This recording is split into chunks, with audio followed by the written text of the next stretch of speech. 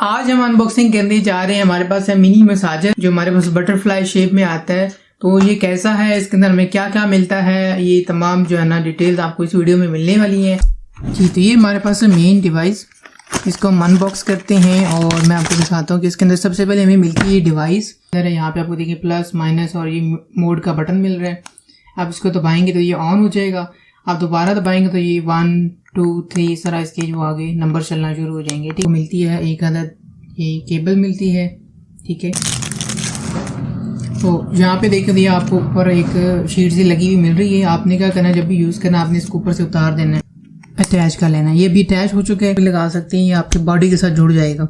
उसके बाद आपने क्या करना है, आपने प्लस बटन दबाना है और तो ये देखें ये भी मेरा हाथ हिल रहा है। ठीक है, आप चेक कर सकते हैं। ये देखिए इस तरह आप करके ना आपकी बॉडी को इस तरह करके सक करेगा